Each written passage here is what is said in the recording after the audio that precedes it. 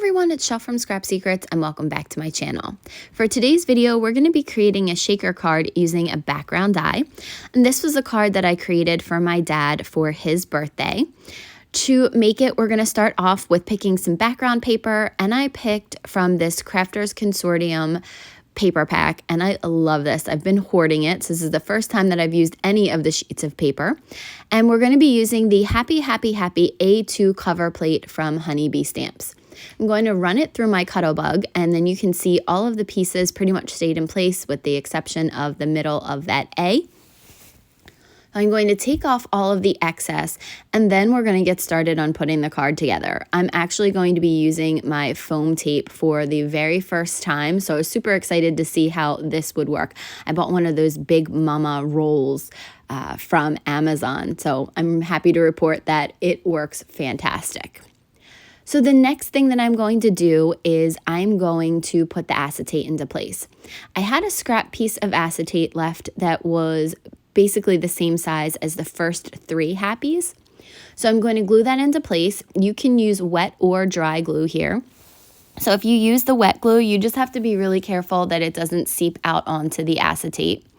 And then I was trying to figure out what I was going to do. Was I going to leave the last happy as not a shaker piece, or was I going to do all 4 shaker pieces? I decided to do it as a shaker piece, and I'm going to put another scrap piece of acetate down onto the bottom. And all you want to do, you can do 4 strips of it. You just want to make sure that wherever there is an opening, there is some acetate so that obviously the shaker pieces don't fall through. So once I have done that and trimmed it off, you can see that I got a little bit of glue onto some of the pieces that I didn't want to, but it's easy to wipe it off. Now what I'm doing is taking the A and the 2 P's and putting the letters back into place and putting the fallout pieces in. So I'm going to do that for all 4 happies. And the great thing about this die is you can actually get 2 cards from this. So you can get the one where you have the pieces cut out of it, and then you can take the fallout pieces and create a separate card for that. So this is where I made a mistake. I was going to glue this down to the back, but then I realized, oh wait, I can't do that yet because I need to put the foam tape and the shaker pieces in. So I got a little bit too excited, put that off to the side, and we're just going to have to re-glue it. So now I'm getting ready to put the foam tape on. This foam tape is rather wide, so I am going to cut it down into a little bit more of manageable strips.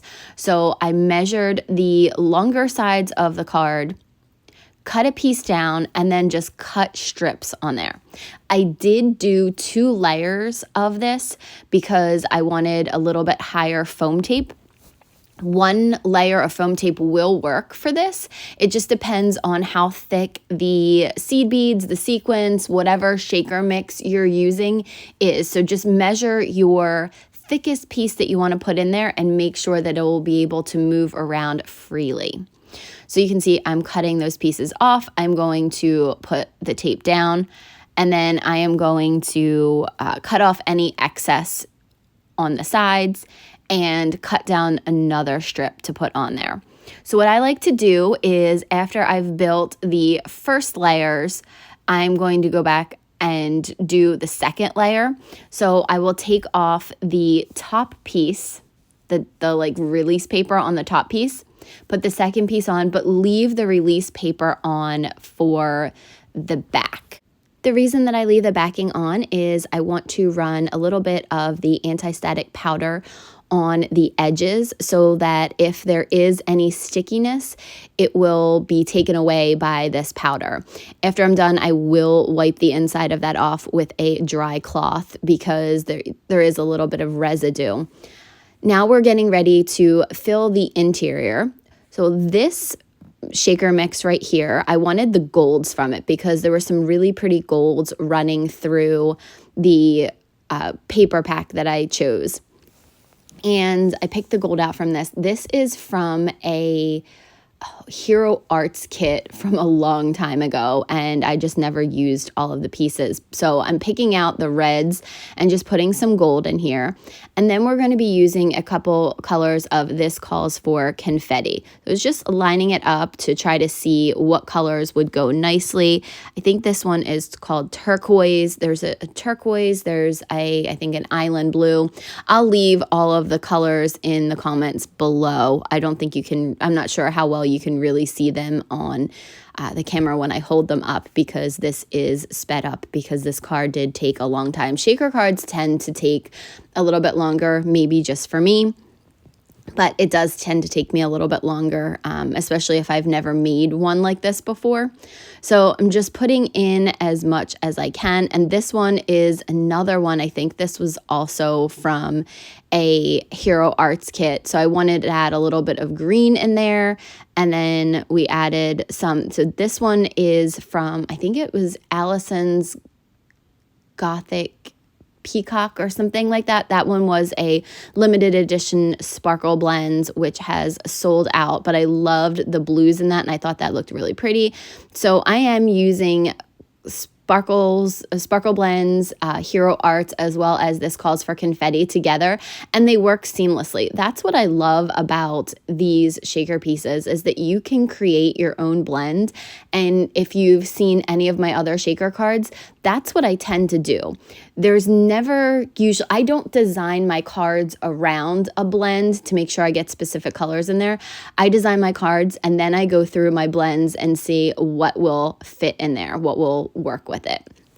So as you can see, I have added all of the sequins. Went back in and add a little bit more. I do like to mix them in one of those little trays. They are from Target. I believe they were from the dollar spot at Target. So I just love to mix all that stuff together. And then you can see I'm using my pick tool from, I think that's the Tim Holtz one from Ranger, and to take off the backing.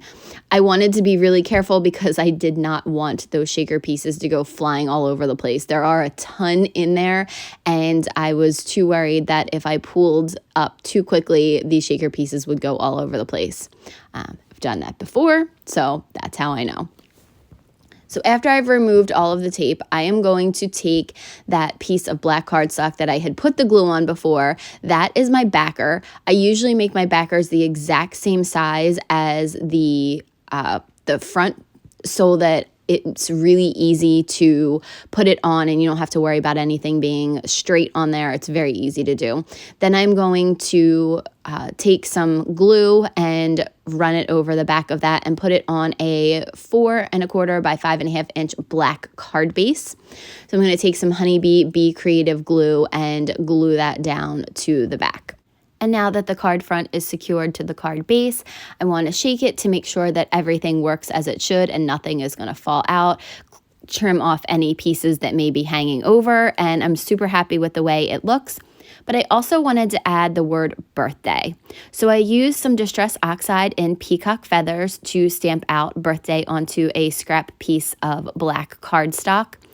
And you'll see in the end, it didn't stamp very bright. You can't really see it on there, and it's from another Honeybee stamp set, the word birthday. So what I'm actually going to do is I'm going to fussy cut it out, put it on there, and then I realized that it doesn't stand out as much as it should. See, on camera, you really can't see that says birthday.